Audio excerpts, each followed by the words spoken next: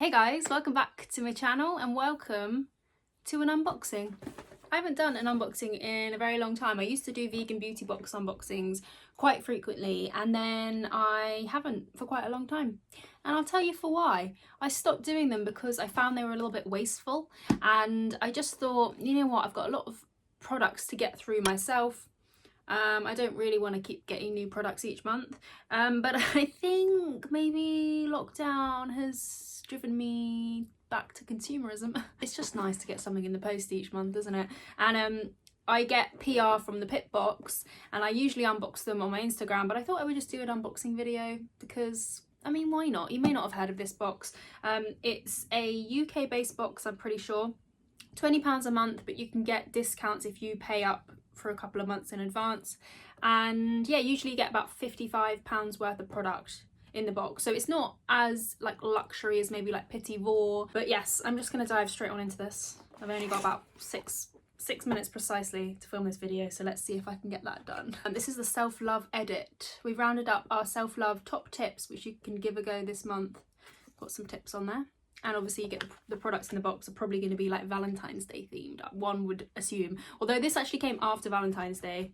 It's the 16th today, so just so you know, I usually get them mid-month. But yes, let's dig in. There's quite a few products in here. It's quite a nice mix of beauty and food usually, or like beauty, skincare, food and hair care. That's what I've got so far.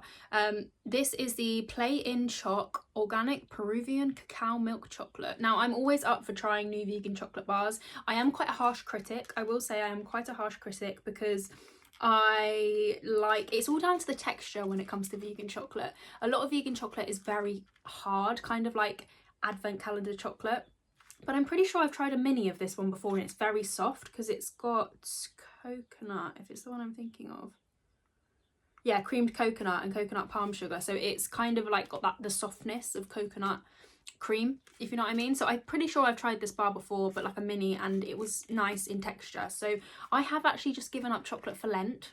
Chocolate and bread are the two things I've given up. But yes, I will eat this. I will eat this at the end of Lent. Let's see if I last until Easter. Probably not. I don't even know when Easter is this year. That's item number one. Next up, everything's plastic free, by the way, in terms of the packaging. It just comes with little cardboard squigglies. Next in the box is the Salt Parlour Rose and Shea Butter Calm Scrub. Salt and sulphur scrub. Interesting. The mini tin. Sulphur scrub. And I'm intrigued by the fact this has got sulphur in it because just a little bit of backstory, probably TMI, but I have recently, well, I kind of got over it now, but I had an issue with my armpits, which sounds weird, but basically I have had laser hair removal on my armpits to get rid of the hair just because I can't be asked to shave and it gives me a rash, and I need to do a whole video on my laser hair removal experience because in fact I'm going to film that soon because I've got some things to say. That's all I'm saying. Got some pros, we got some cons. But one of the cons actually was that for some people getting rid of your armpit hair helps with BO, and I've actually never had an issue with BO at all. But then there was this certain period where I would wash in the morning, obviously, put deodorant on. I usually use a sort of bicarbonate of soda deodorant, and then by mid-morning I could smell myself. Like it was just odd. It was like, this is not just me being sweaty in summer. It wasn't even in summer, but it's not just me sweating. Like this, it seems odd. So I actually had to stop using natural deodorants. I had to use a conventional deodorant for a bit, but that didn't help. So I ended up using a sulfur bar of soap, and that seemed to help. I think it was something about the balance of bacteria underneath my armpits, because I'm not a smelly person. I'm not smelly, I promise. But yeah, there was something going on that the laser hair removal definitely started. Now the issue was the sulfur bar absolutely stank. It smelled like, you know, when sulfur comes up from the ground and it smells like eggy and just not good. But this smells incredible. Salt and sulfur. It smells like rose. It says rose on the front, that's probably why, but wow.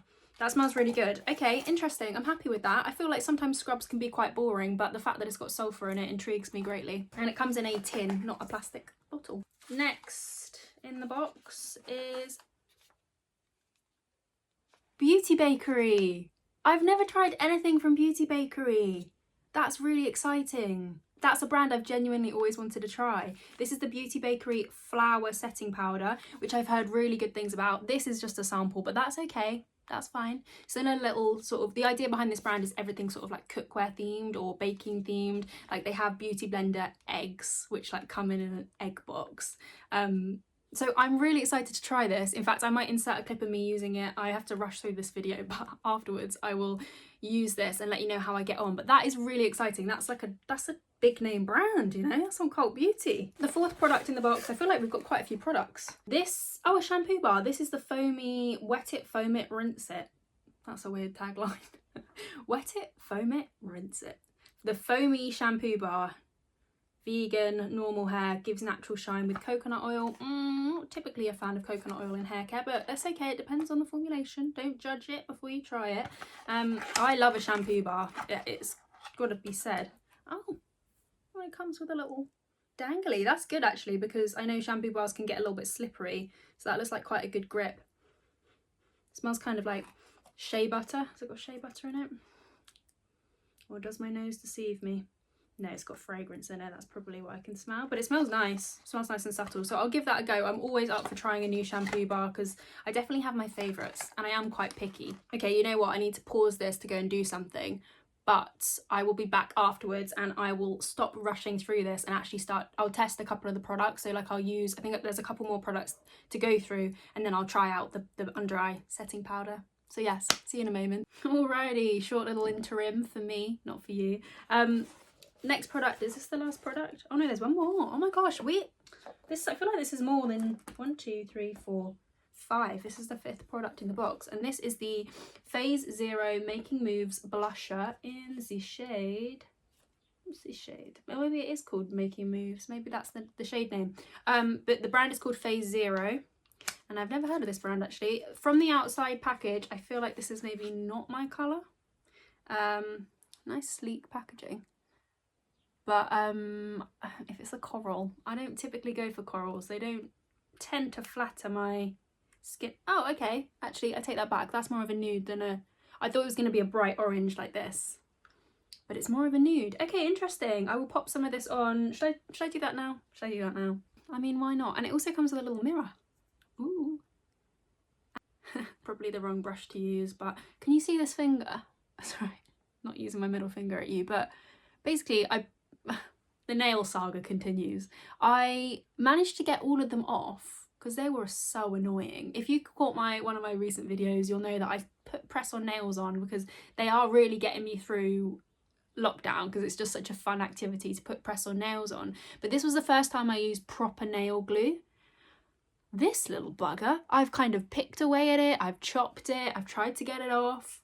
It's stuck on. And then I didn't realise, but my dad told me that they used to use super glue. It's like super glue came about, I don't know if this is true because I don't know if I trust the source, but super glue was invented to use to seal up wounds in wars. Like when you're in a war zone and you need to, like, instead of getting a needle and thread and, you know, sewing up a wound, they would just use super glue. And then they realised, oh, this is pretty good for other things as well, not just human bodies. But no wonder I can't get this little fella off. It looks so gross. It looks like my nails hanging off.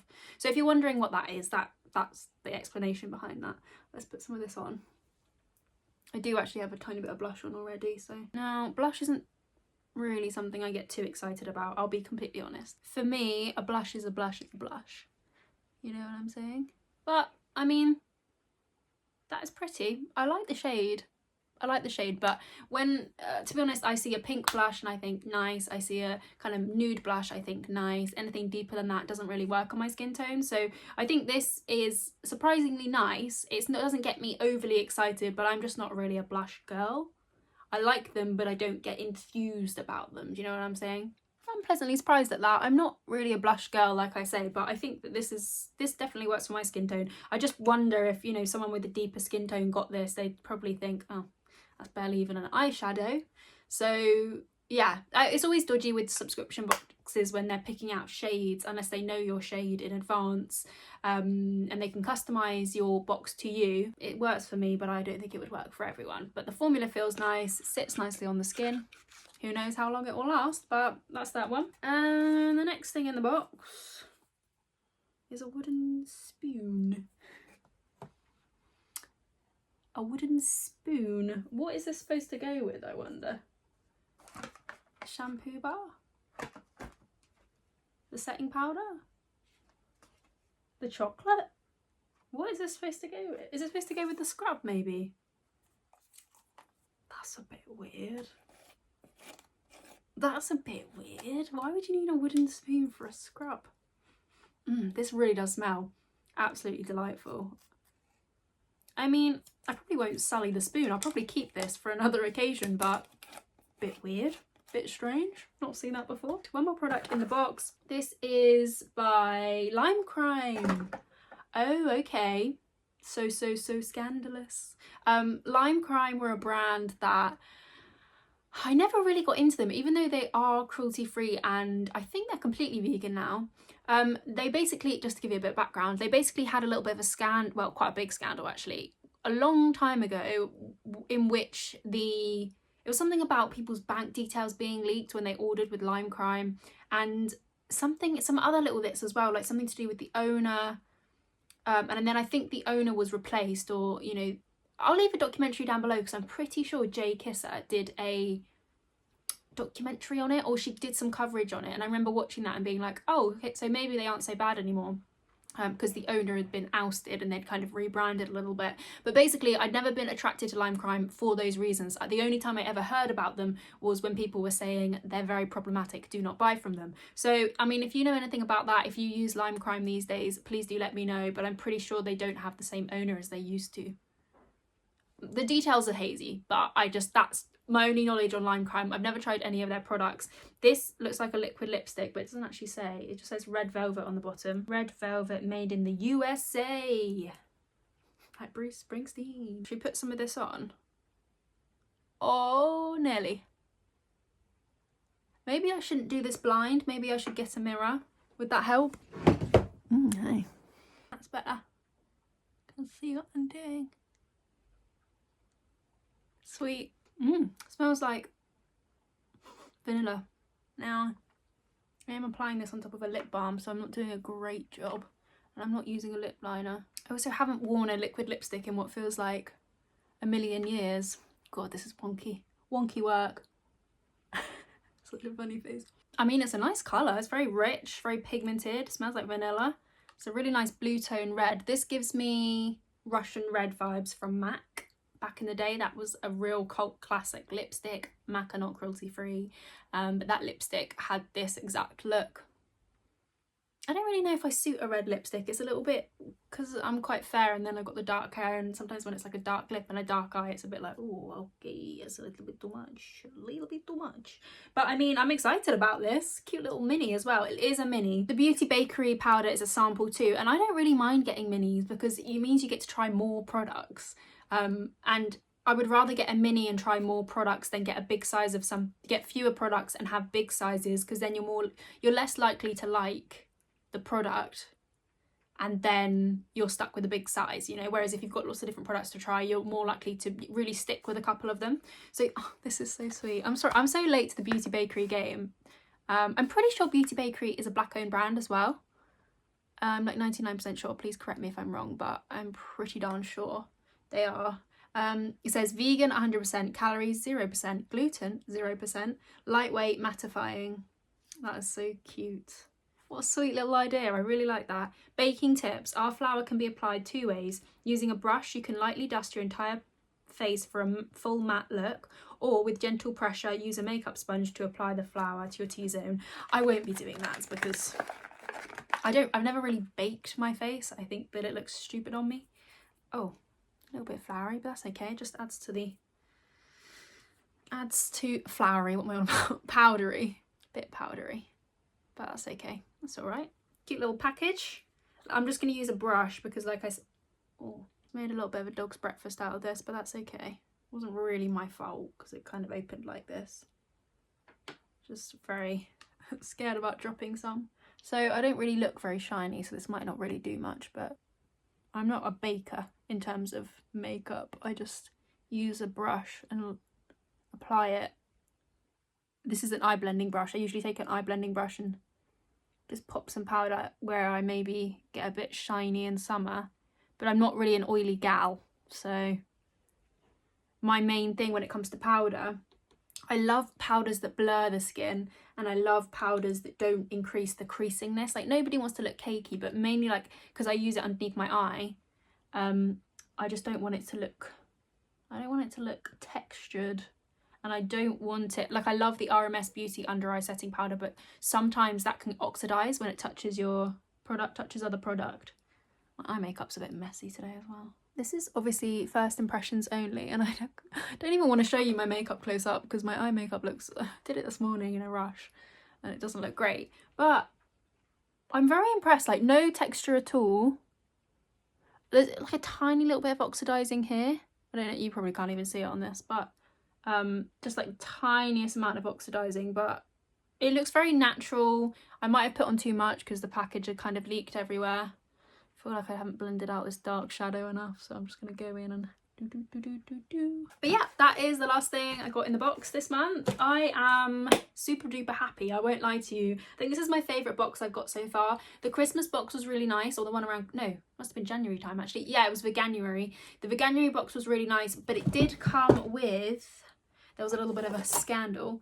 It came with this Aromatherapy Associates De-Stress Gel, which has kind of leaked in my drawer. I haven't really picked this up because apparently there was a little bit of a back and forth in terms of the cruelty-free status of Aromatherapy Associates. So even though this was included in the box in terms of PR, I think after that, to the general public, so to speak, they removed this from the box because they thought if we can't get a straight answer in terms of their animal testing policies, we're not going to include it in the box. I think when they first asked them, they said, yeah, it's cruelty free, we don't sell anywhere that requires testing, ticking all the boxes. And then I think something must have been flagged. There was some kind of like shadiness or whatnot, but I really did enjoy the box this one came in. But obviously the fact that this might not be cruelty free is I've never really used this brand before, so I can't even really say myself whether I think they're cruelty free or not, but that kind of put a little bit of a downer on the last box. But this one, like I say, is probably my favorite to date. Like, lip product, 2 face products. I love makeup, like that's my favorite thing to get in a box is makeup. A shampoo bar, which I will genuinely use. I love using shampoo bars.